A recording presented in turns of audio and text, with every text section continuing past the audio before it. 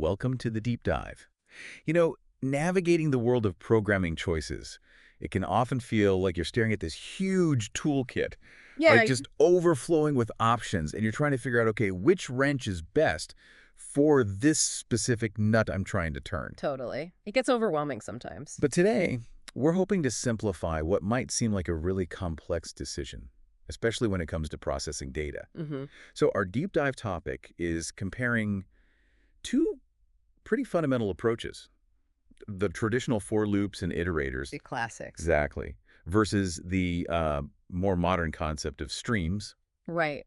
And our mission for you, listening in, is really unpack the distinct advantages, disadvantages, and the ideal use cases for each.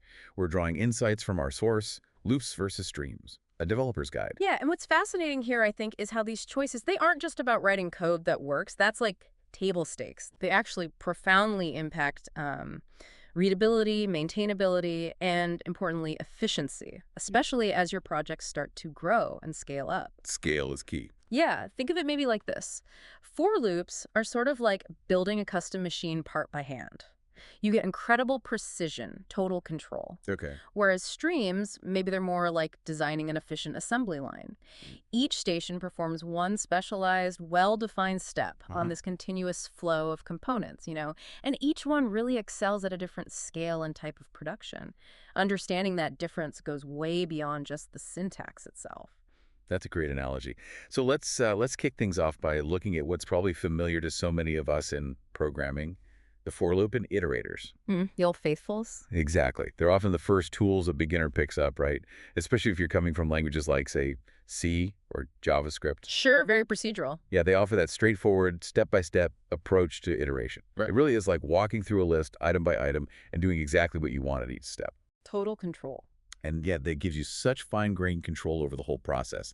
You can embed really complex logic inside. You can break out early if you find what you're looking for. Or change things on the fly. Or even modify data Yep. right there as you iterate. Absolutely. That direct sort of step-by-step approach, it gives you a sense of complete command over what's happening. Right. And maybe surprisingly, for very small collections or simpler, really direct tasks, loops can often actually be faster than streams. Oh, interesting. Why is that?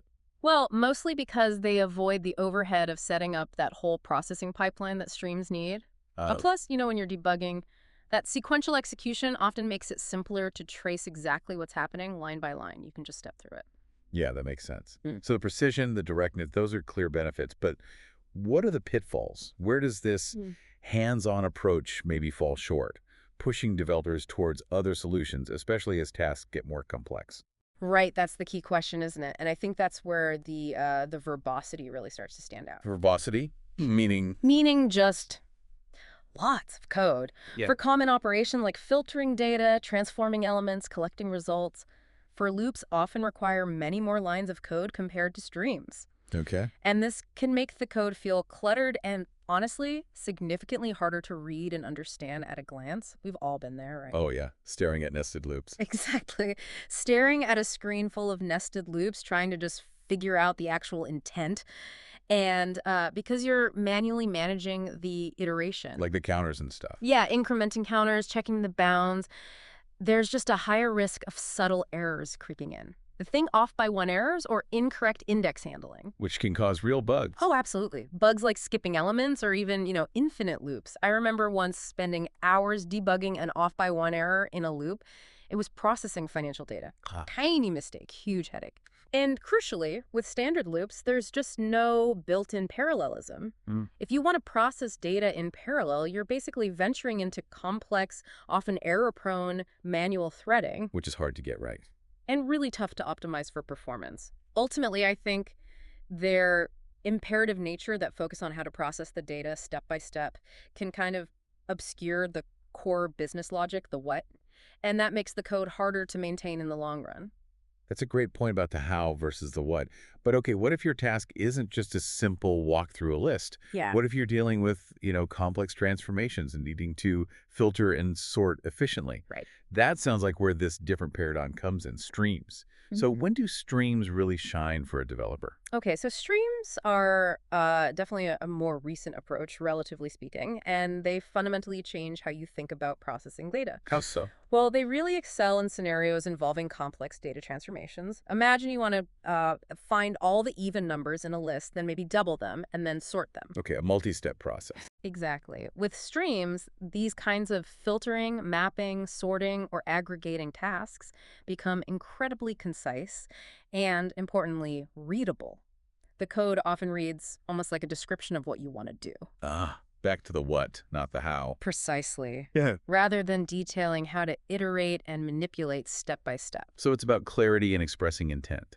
What about scale, though? You mentioned scale earlier. Yeah, scale is where they can really make a difference. They are particularly beneficial for large data sets, especially because parallel processing can significantly improve performance here, often with like minimal additional code changes. It's kind of built in conceptually. Wow, okay. And if you're looking to adopt a more, let's say, functional programming style, promoting immutable data. Meaning data that doesn't change once created. Exactly. Immutable data, stateless operations where each step doesn't rely on or alter some external state streams are definitely the better fit for that mindset. Right. So ultimately, for projects where readability and maintainability are really top priorities, streams tend to produce much cleaner, more expressive code. It sounds like a really powerful tool. Yeah. But streams aren't without their own challenges, are they? There must be downsides. What should a developer be mindful of when opting for this approach? Oh, for sure. That's right. There are certainly trade-offs. No silver bullets here. Never are. One immediate hurdle for many, I think, is the learning curve. Streams introduce functional programming concepts, things like map, filter, reduce, that might feel unfamiliar. Especially if you're used to loops. Exactly, especially if you're used to the more sequential nature of loops. And while they're fantastic for large data sets, remember we said loops can be faster for small ones? Yeah. Well, streams can actually be slower for small data sets. That's due to the overhead, the cost of setting up that entire processing pipeline we talked about. So that assembly line needs a certain volume of items going through it to actually be efficient. Precisely. That's a good way to put it. And here's a critical point to remember. A stream can generally only be used once. Oh, really? Once? Yeah. Once a terminal operation, like collecting results or counting, has been called on a stream, it's considered consumed.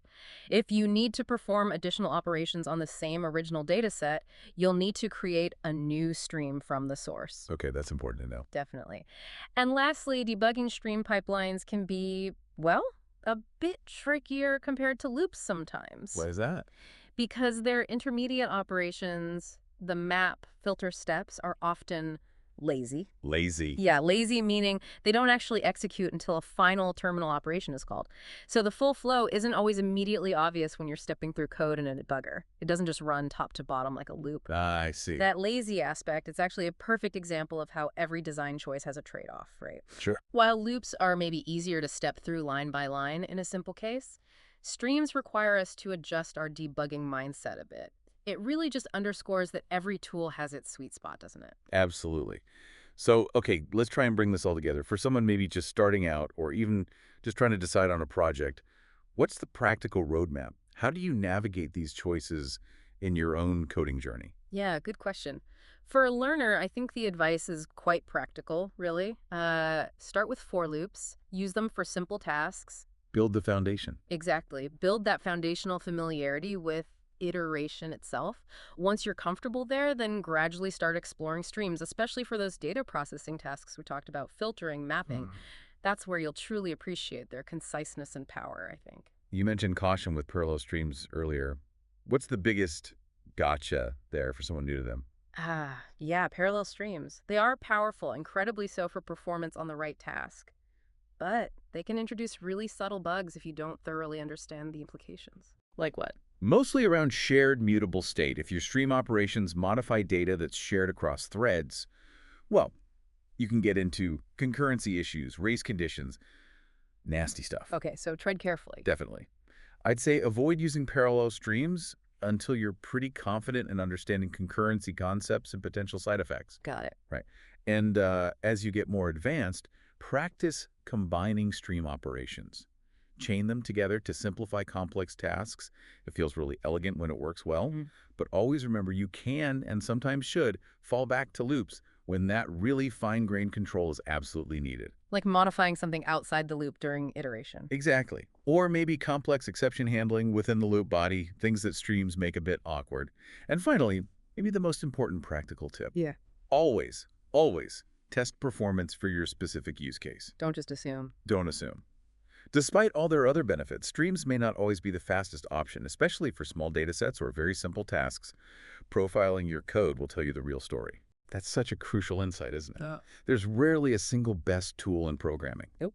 It's truly about making an optimal, informed choice depending on, the specific task, the size of your data, your performance needs, and your overall coding goals, like readability or maintainability. Exactly. It's about knowing your toolkit and when to use which tool. Yeah. And, if we sort of connect this to the bigger picture, choosing between loops and streams, it's actually a perfect example of how understanding the underlying design philosophies. Imperative versus functional, maybe. Yeah, like imperative control versus functional composition.